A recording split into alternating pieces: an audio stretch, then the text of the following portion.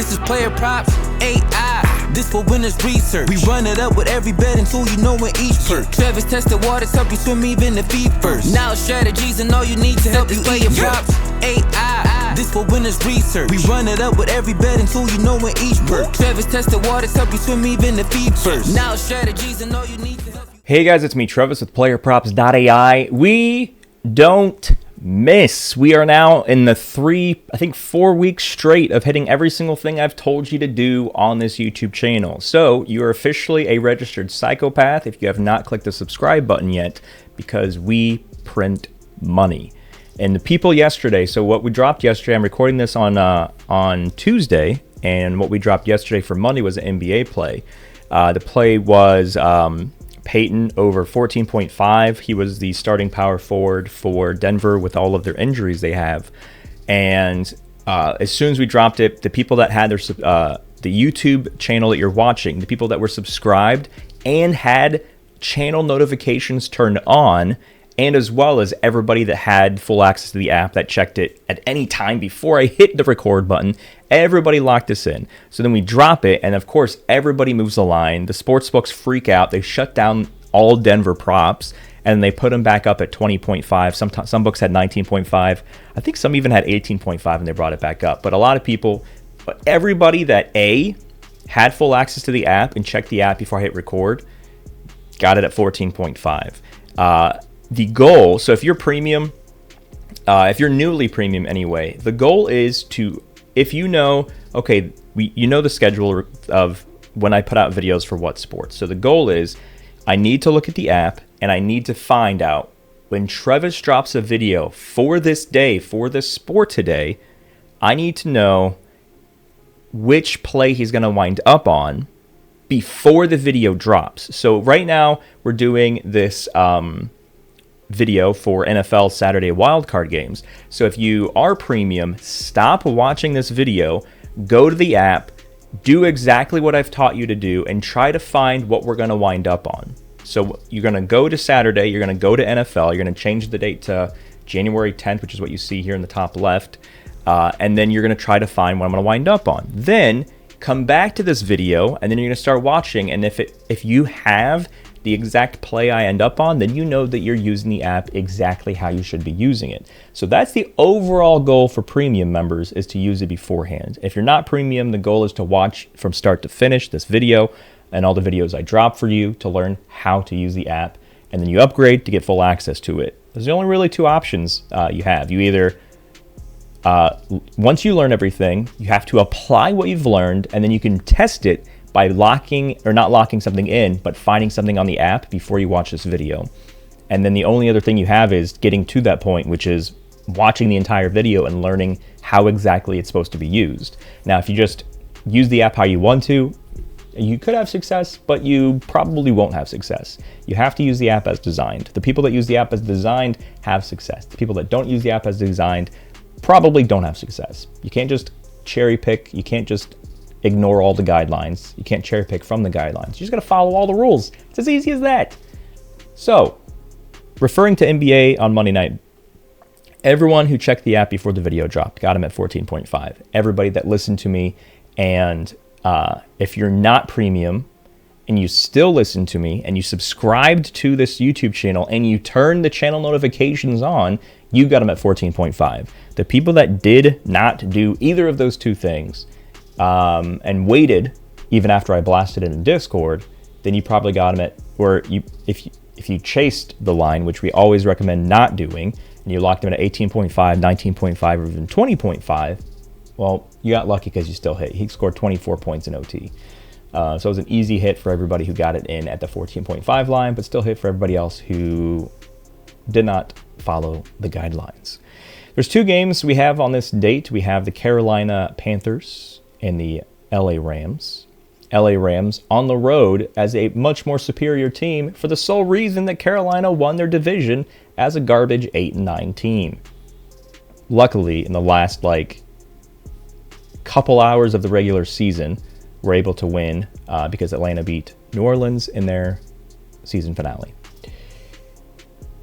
Typically when teams are hosting home games, they're the better team. But because this is a weird rule system that the NFL, for whatever reason, hasn't changed yet, if you win your division, even if you, I mean, I know it's probably impossible to win your division at like a 5 and 12 record. Statistically, I don't think that's possible. But if you did, you would still host a playoff game based on the current rules. It's crazy. So we have the Panthers hosting the Rams. And then we have Chicago, who won their division, hosting Green Bay. So let's see if we can find something we like for these two games. So we're starting receiving yards, as we always do. We make sure we're not looking at baby lines, as we always do. And it looks like how many players are not a baby line? 1, 2, 3, 4, 5. There's 6 players between these 4 teams. There's nobody that is a green on the defensive ranking, which is what we look for overs. So if we're just going to go ahead and flip the switch to under, is there anybody that has a really good under difference? And the biggest difference is Davante Adams, who's not even played the last few games. Carolina has allowed the 19th most passing yards. That's also saying that they've allowed the 13th least. But they've been kind of stout in their last 3 games. They kind of had to get into the playoffs. They've allowed the 5th least amount of passing yards in the last 3 games out of all NFL teams. So even if we were like, hey, let's think about Davante Adams. He's not 100%. He missed the last 2 games because he was nowhere near 100%. I mean, the problem is this difference isn't enough anyway. And then it gets even worse where there's practically zero difference. So if I go back to the over here, the thing that was interesting is we have Colston Loveland, who has had an amazing finish to his season, back-to-back games of 94 and 91 receiving yards, which is pretty crazy for a tight end. The problem is Green Bay has been pretty stout this season on not allowing passing yards, or receiving yards for that matter. What's also a pretty glaring thing is the fact that he has been accurate 37.5% of the time on if he was supposed to go over or under. It looks like sportsbooks are favoring the over, 53% implied chance. The under is only 52%. But this defensive ranking is alarming. I think what we need to do before we look at anything else is factor in the projections here. So Green Bay is a extremely small favorite on the sports books. It's a minus 112 money line. And if you don't know what minus 112 means, it means they have a 52.83% implied chance to win. Our AI is saying that based on everything that we have, that Green Bay is also projected by the AI to win, but not by a small 52.83%, by a little larger 61%, which makes this green here. So there's AI likes Green Bay 8.17% more than the sports books like Green Bay to win. Both like Green Bay to win. The AI just likes it more. Then we go to the second game here. The Rams are a monster favorite on the road, as I mentioned, versus the lowly Carolina Panthers. The Rams are a minus 600, which is an insanely high money line for a playoff game. This is crazy, almost unheard of. Minus 600 for a playoff game, which if you don't know what minus 600 means, it means the sports books give them an 85.71% implied chance to, I didn't mean to click that, to win this game. Our AI is saying, yes, the Rams should be a monster favorite here. But even as monster favorite as the sports books say, our AI is saying they should be even more favored, 91%. So there's a so the AI likes the Rams to win 5.29% more than the sportsbooks imply, or the sportsbooks like them. So both favorites are expected to, both sportsbook implied favorites are expected to win based on this. So now that we know that, the Rams and the Packers, we go back to our predictor tool. And what happens when a team is actually losing in the fourth quarter? They're passing the ball. What happens when a team is winning in the fourth quarter? They're running the ball. These are things that these are I mean, I don't know if I want to call them common sense, but these are things you should always be thinking of when doing any bets. If you're going to risk your hard-earned money, you got to make sure that you're thinking about what you're betting on. There's things that are crazy where people will bet like under on somebody and over on somebody else, like under passing yards but over receiving yards for someone else. And I'm like, why? That doesn't make any sense. It doesn't benefit you to do that. Anywho, long story short, it's interesting. The 16% for receiving yards is okay, but and the fact that Green Bay is implied to win by the sports books and favor win by the AI, which means Chicago will be needing to pass in the fourth quarter. And he's had 2 monster games of 90 plus. The only problem is, so let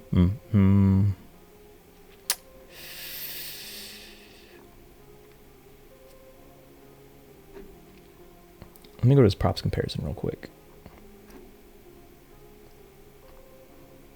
January 10th. Receiving yards. One a parlay has him at 30. Yeah, one a parlay.online has him at 38.5. DraftKings 39.5. Every other sportsbook 40.5.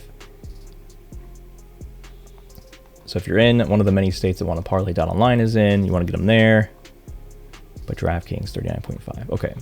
So now that we know that his lowest line is that, I think what we're going to do is we're going to back pocket this. This is not the best play in the world, but out of receiving yard stat, it is the most optimal receiving yards play, whether it's over or under. So what we're going to do is we're going to go to rushing yards next.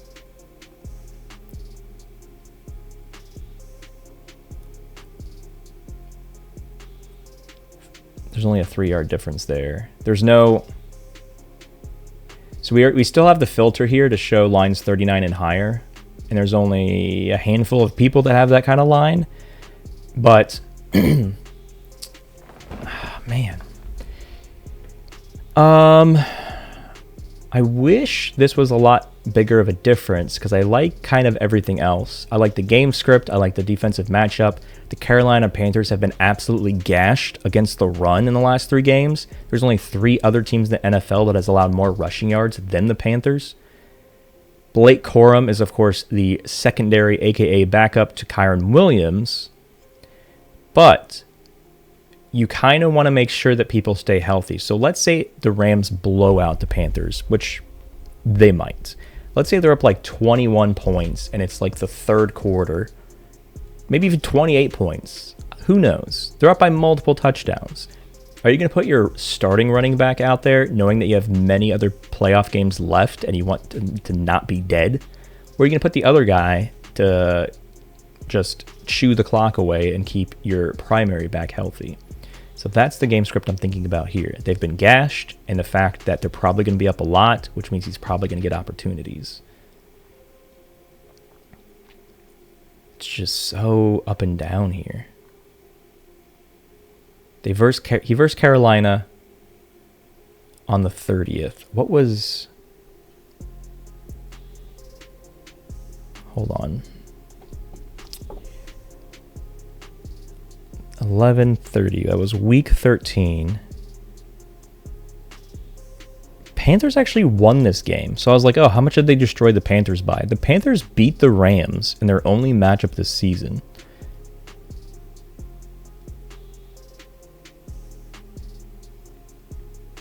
Blake Corum had 81 yards on 7 carries and a touchdown. So he did gash them pretty well. The Panthers still won. I forgot about that game. Was it like a walk-off? McMillan had a 43-yard touchdown pass with just under 7 minutes left. So not a walk-off, but they took the lead near the end of the fourth quarter. So now, the curiosity, hold on. Man. So Chicago has allowed the second most rushing yards, and Green Bay has allowed the first most rushing yards, both in the last 3 games. So I would not go under on any running back in the Chicago-Green Bay game. They have the squishiest and the second squishiest run defense. No touchy, the under. You'd be like, oh, but it's like a 7-yard. No. No touchy, the under. So Blake Corum, let's see if we can find a line lower than 41.5 anywhere. Go back to Saturday. Rams rush yards. Ooh, 39.5. That's 2 yards cheaper. 39.5 on One a Parlay and on BetMGM. 39.5 on BetMGM. So now what I want to do here is I want to switch this to BetMGM. Nice, healthy 14% difference. Roughly 5 yards. Okay, so this...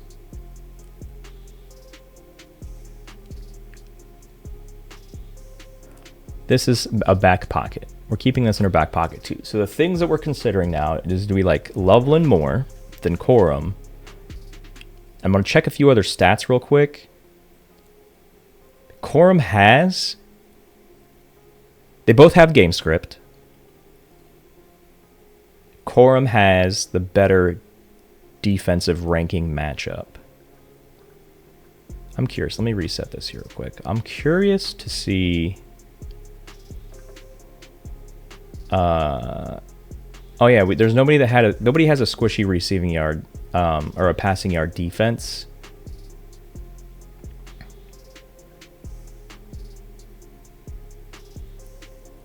Oh wait, Chicago does, but we're not. This is all conflicting information here.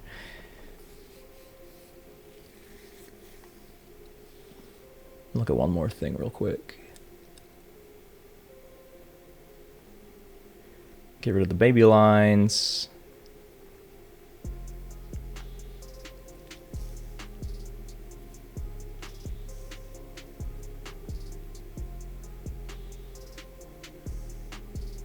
$10 targets, 13 targets. Oh man, that is some crazy numbers. Double-digit targets the last 2 games.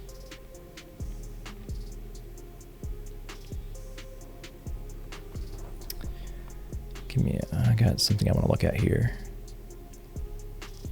So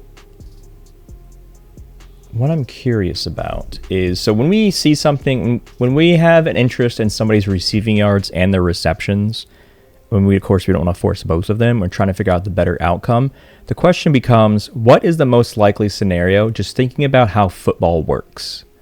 So what we're thinking of here is it more likely for Colston Loveland to get 4 receptions, or is it more likely for him to get 40 receiving yards? So that's what we're trying to figure out here. So I'm pulling like things on my phone at the same time, so I have to keep clicking around on screen.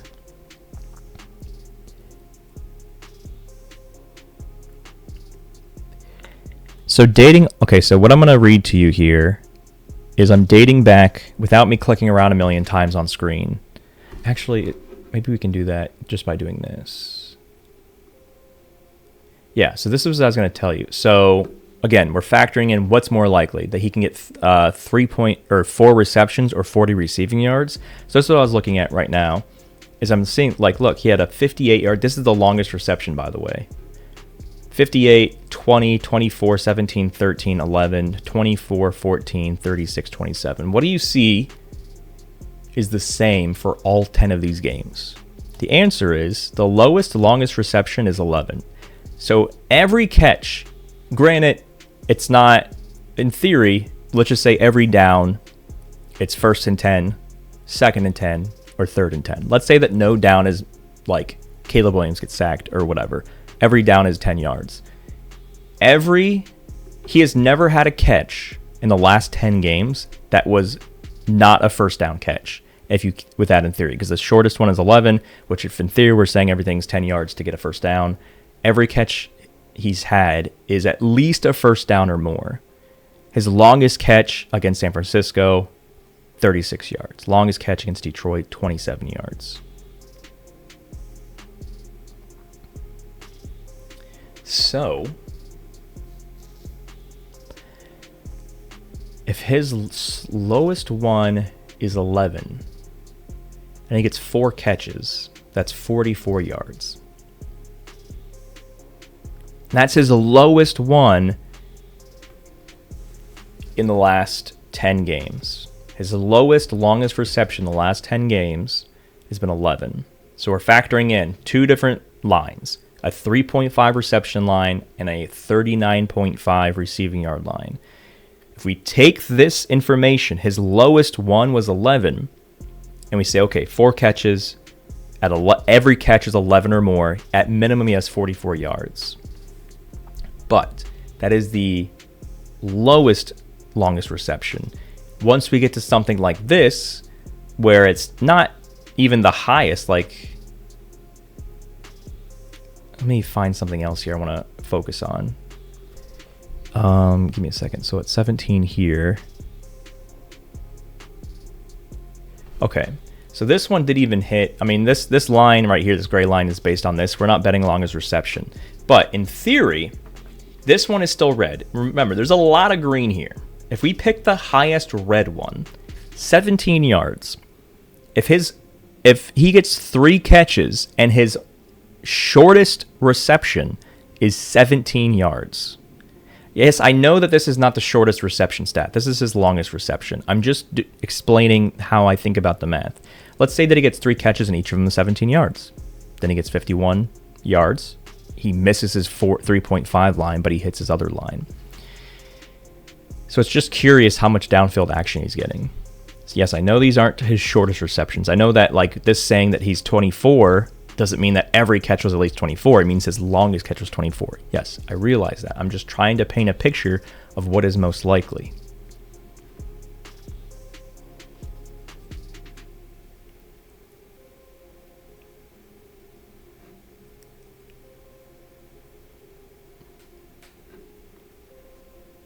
Thinking.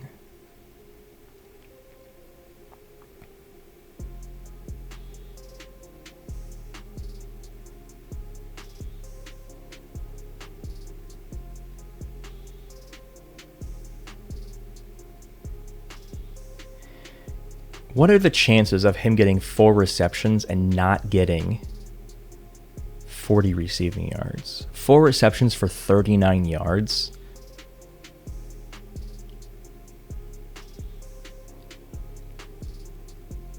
I think, so going back to the longest reception, I think I misspoke originally when I was talking about this 11. I think I was saying that every catch he had was at least 11, and that's a mistake on my end. I meant that's how I was thinking about figuring out which is most likely. But in this particular game, his longest reception was 11. That doesn't mean that everything was a first down. That means his longest one was 11. So I was thinking about, like, I think I spoke wrong about referring to the past bar graph and thinking about the future game here. So I'm sure people are already in the comments like, that's not how longest reception works.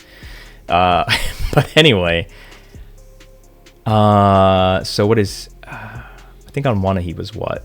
What's it? 38.5 on Wanna.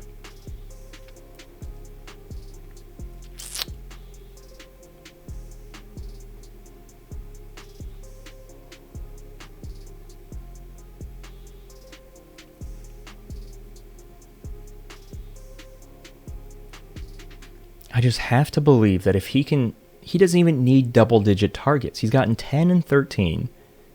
He's getting open more. It seems like freaking Caleb loves him more, because double-digit targets for a tight end, a 10 and 13, is pretty crazy in back-to-back games.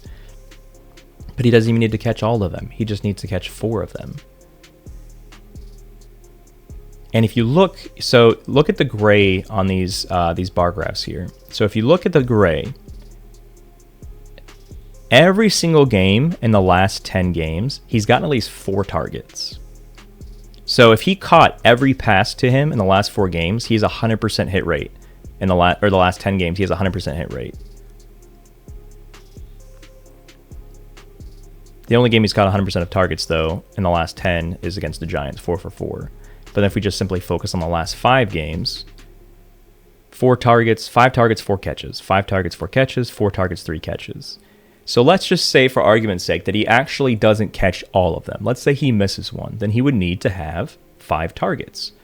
if he just gets 5 targets and catches 4 of them, and this is something that like he can do on the last drive in garbage time when the Green Bay is already up by a touchdown, 10 points, maybe 14 points at this point.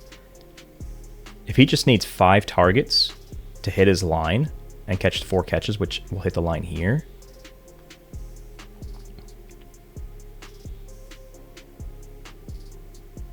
I have to believe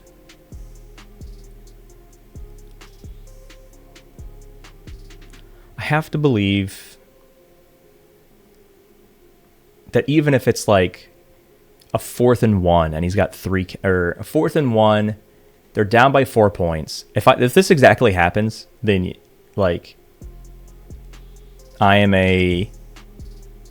Nostradamus, but this is where my brain's at.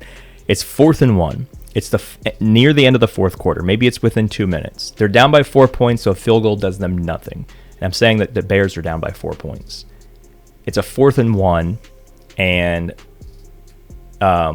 even though both teams have squishy running defenses, maybe it's like a play action or a quick pass to he's not very tall, but he's a good catching tight end. They didn't draft him for blocking. They drafted him in the first round because he's a good pass catching tight end.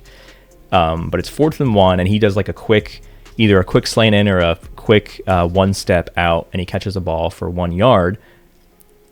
Before that happens, he's at 3 receptions, and this 1 yard catch puts him at 4, which hits the receptions. But granted, the 1 yard catch for a first down in this scenario probably won't help him with his 40 receiving yards line.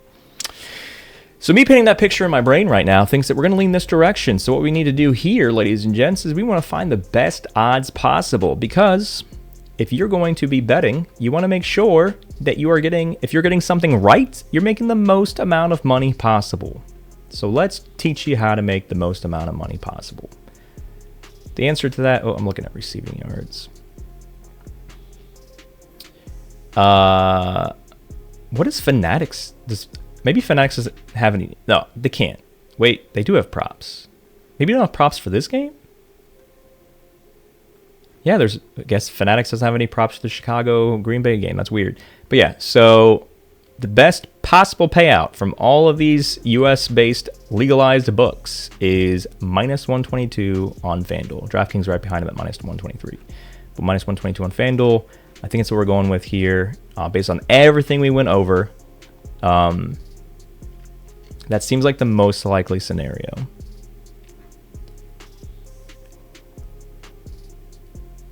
So yeah, I think it's what we're going to be doing. Any questions whatsoever, let me know in Discord. You have to be in the Discord. If you're not in the Discord, you don't care enough about winning. It's a free Discord to join. All you have to do is ask questions if you want to win more money and lose less. It's very simple. What I've created is a very simple system and platform. If you are overwhelmed, what is your alternative? Your alternative, or what is the next step if you're overwhelmed? It's asking a question. If you're like, what the heck does this mean?